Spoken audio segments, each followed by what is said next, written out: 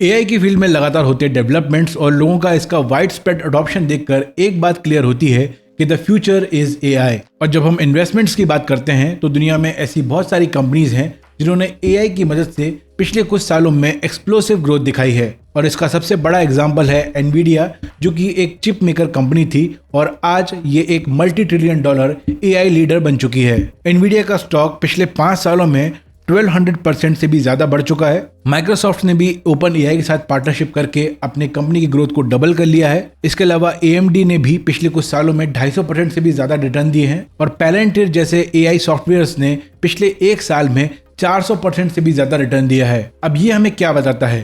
Simple सी बात है, AI केवल एक टेक्नोलॉजी नहीं है, ये एक वेल्थ क्रिएशन मशीन बन चुका है। दुनिया भर की छोटी छोटी कंपनीज जिन्होंने एआई को इंटीग्रेट किया है, एआई को यूज किया है, वो आज $multi-billion कंपनीज बन चुकी हैं। लेकिन अब सवाल ये है कि क्या इंडिया में भी ऐसे हिडन एआई स्टॉक्स मौजूद हैं जो अभी चुपचाप से एआई पर काम कर रहे हैं, उसको डेवलप कर रहे हैं और आगे चलकर $multi-billion कंपनीज बन सकते हैं, मल्टी बैगर स्टॉक्स बन सकते हैं। इंडिया का एआई मार्केट 2027 तक ट्रिपल ओ के $17 बिलियन तक पहुंचने वाला है। और जो स्मार्ट इन्वेस्टर्स हैं, एक्सपीरियंस इन्वेस्टर्स हैं, वो ऑलरेडी ऐसी एआई कंपनीज में पोजीशन ले चुके हैं जिनका नाम शायद आपने और हमने कभी सुना ही ना हो। तो आज की वीडियो में मैं आपके साथ शेयर करूंगा ऐसी 2 under the radar AI companies जो NSE और BSE दोनों में लिस्टेड हैं। इन कंपनीज के पास एक्चुअल एआई पेटेंट्स हैं, रियल रेवेन्यू ग्रोथ है और अपने सेक्टर में इन कंपनीज के पास एक सॉलिड एज है। इस वीडियो को एंड तक देखने के बाद आपको क्लियर हो जाएगा कि किन स्टॉक पर आपको नजर रखनी है, उनके फाइनेंशियल्स कैसे हैं और उनकी एआई स्ट्रेटेजी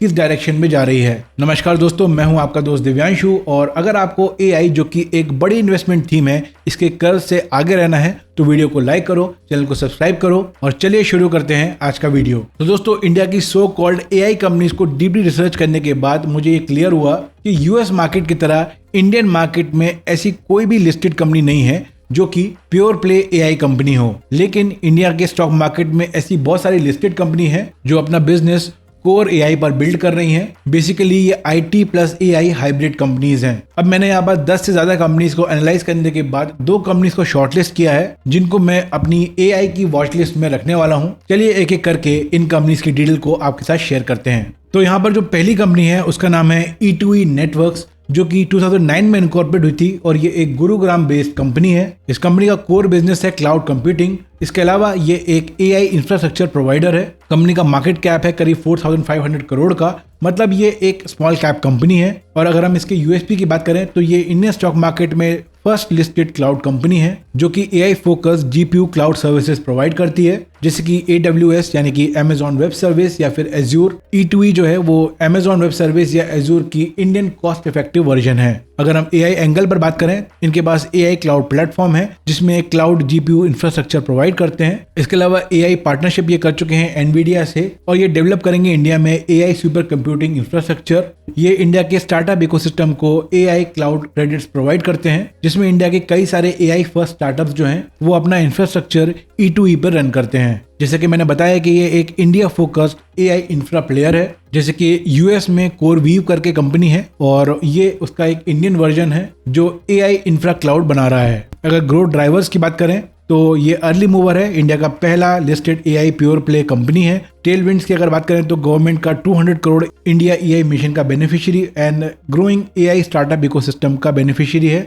स्केलेबल डिमांड है एआई इंफ्रास्ट्रक्चर की, स्पेशली GPUs की डिमांड जो है वो बूम फेस पर है। उसके अलावा हाई ग्रोथ थीम है और कोरवीव जो कि यूएस कंपनी है उसकी तरह ये पोजीशन कर चुका है इंडियन कॉन्टेक्स्ट में। अगर हम रेवेन्यू की बात करें तो E2E नेटवर्क ने रिमार्केबल रेवेन्यू ग्रोथ दिखाई है। पिछले 10 साल में 25.4% CAGR ग्रोथ है, 5 साल में 59.9% CAGR ग्रोथ है, पिछले 3 साल में 77.8% CAGR ग्रोथ है और FY25 में 73.6% रेवेन्यू ग्रोथ है। प्रॉफिट की बात करें तो FY22 के बाद कंपनी ने एक बाउंस बैक किया है और कंपनी हाई प्रॉफिट ग्रोथ दे रही है। इनका जो प्रॉफिट है वो FY22 में 6.5 करोड़ था और FY25 में ये 47.5 करोड़ है, यानी कि 7.3 टाइम्स ये 3 साल में बढ़ चुका है। मार्जिन्स भी इनकी इंप्रूव हुए हैं। FY22 में 12.4% मार्जिन था और अब ये 29% मार्जिन हो चुका है, जो कि इनके एआई फोकस बिजनेस में ऑपरेटिंग लेवरेज एंड स्केलेबिलिटी को शो करता है। अगर हम E2E के प्रॉफिट ग्रोथ के पैटर्न को देखें तो ये एक क्लासिक टर्न अराउंड स्टोरी है। पहले कंपनी ने स्टार्टिंग में हेविली इन्वेस्ट किया है अपनी कंपनी के इंफ्रास्ट्रक्चर को डेवलप करने के लिए और इस वजह से कंपनी को लॉसेस झेलने पड़े, लेकिन स्केल होने के बाद कंपनी के जो प्रॉफिट है एंड प्रॉफिट मार्जिन है उसमें एक बड़ा जंप हमें देखने को मिला है। अगर ये ट्रेंड सस्टेन कर पाती है कंपनी तो अगले 5 साल में ये एक बहुत बड़ी कंपनी बन सकती है। अगर हम इनके KPIs को चेक करें तो इसका जो P रेशियो है वो 131 टाइम्स है, मतलब काफी प्रीमियम वैल्यूएशन पे कंपनी अभी ट्रेड कर रहा है। लेकिन एक बात आप ध्यान देना कि पिछले 5 साल में इसका जो EPS ग्रोथ है वो 38.5 CAGR से ग्रो हुआ है, जो कि बहुत स्ट्रांग है। और अगर हम PG रेशो को देखते हैं तो 1.38 है, जो दिखाता है कि वैल्यूएशन थोड़ा सा एक्सपेंसिव तो है लेकिन ग्रोथ पोटेंशियल को वो जस्टिफाई कर पा रहा है। प्राइस टू बुक वैल्यू जो है वो 2.85 टाइम्स है, जो कि IT या क्लाउड पीयर्स जो होते हैं, जो इस टाइप की कंपनीज होती हैं, उसके हिसाब से रीजनेबल है। लेकिन एक नेगेटिव पॉइंट ये कि रिटर्न ऑन इक्विटी जो है वो केवल 5.7% है और पिछले 5 साल का एवरेज देखें अगर रिटर्न ऑन इक्विटी में तो वो 8.4% है। मतलब कंपनी की जो प्रॉफिटेबिलिटी है वो काफ़ी मॉडेस्ट है और कंपनी जो है वो अभी री इन्वेस्ट कर रही है और एक्सपेंशन फेज में काम कर रही है। एक पॉजिटिव साइड और है कि जो डेट टू इक्विटी है वो 0.05 है, यानी कि कंपनी ऑलमोस्ट डेट फ्री है और वर्चुअली डेट फ्री बोल सकते हैं। कंपनी के पास स्ट्रॉन्ग कैश रिजर्व्स भी हैं जो फ्यूचर ग्रोथ के लिए कुशनिंग प्रोवाइड कर रहे हैं। तो ओवरऑल क्या पिक्चर नजर आता है? कंपनी एक हाई ग्रोथ कंपनी है लेकिन हाई वैल्यूएशन पर ट्रेड कर रही है। अगर आपका इन्वेस्टमेंट होराइजन 3 से 5 साल के लिए है और अगर आप AI and cloud infrastructure growth की स्टोरी पर बिलीव करते हैं और उसकी वेव को राइड करना चाहते हैं तो ये स्टॉक आपकी वॉच लिस्ट में होना चाहिए। करंटली थोड़ा सा ओवर वैल्यूड है लेकिन आई एम श्योर आगे चलकर इसमें जो डिप्स आएंगी उसमें एंटर करने की अपॉर्चुनिटी यहाँ पर मिल सकती है। अब बात कर लेते हैं नेक्स्ट कंपनी की जो कि है जेनजार टेक्नोलॉजीज। ये कंपनी हर्ष गोयंका ग्रुप की पार्ट है, यानी कि RPG ग्रुप की पार्ट है। 1991 में ये कंपनी इनकॉर्पोरेट हुई थी और इसका जो हेडक्वार्टर है वो पुणे में है। इनका जो कोर बिजनेस है वो है digital engineering, cloud, AI and ML, data, customer experience and ERP services. इनकी ग्लोबल रीच है। इनके जो क्लाइंट्स हैं वो banking, financial services, insurance, retail, telecom, high tech and manufacturing sector से हैं। अगर AI कैपेबिलिटीज की बात करें तो एंटरप्राइज AI इंजीनियरिंग, जिसमें जेन AI का यूज करके आउटडेटेड लेगेसी सिस्टम्स को मॉडर्नाइज किया जाता है। मल्टी मॉडल जनरेटिव AI, जिसमें text, image and audio models को यूज करके smarter decision making and automation किया जाता है। एंड इनका एक इको प्लेटफॉर्म है जो कि हाइपर ऑटोमेटिक फ्रेमवर्क पर काम करता है और ये इंटीग्रेट करता है AI को डायरेक्टली बिजनेस प्रोसेसेस से। इंप्रेसिव बात यह है कि 30% जेनजार की जो पाइपलाइन है वो AI ड्रिवन है एंड नियरली 20% इसकी जो ऑर्डर्स हैं वो AI इन्फ्लुएंस डील से आए हैं। इनकी जो 50% वर्कफोर्स है वो AI एंड जनरेटिव AI से अपस्किल्ड है, जो कि हाईएस्ट रेशो है सेक्टर में और ये जेनसार को एक रियल कॉम्पिटिटिव एज देता है। अगर हम रेवेन्यू ग्रोथ की बात करें तो 10 ईयर्स में 7% CAGR, 5 ईयर्स में 5% CAGR, 3 ईयर्स में 8% CAGR एंड FY25 में 7.7% CAGR से इनका रेवेन्यू ग्रो हुआ है। प्रॉफिट ग्रोथ पिछले 10 साल में 9.4% CAGR से ग्रो हुआ है और पिछले 5 साल में कंपनी का प्रॉफिट ग्रोथ में एक जंप देखने को मिला है और ये 25.3% CAGR से ग्रो हुआ है। कंपनी के प्रॉफिट मार्जिन्स भी इंप्रूव हुए हैं। FY16 में ये 9.8% थे और अब ये 12.3% तक पहुंच गए हैं। अगर हम KPIs की बात करें तो इसका मार्केट कैप 17,872 करोड़ है।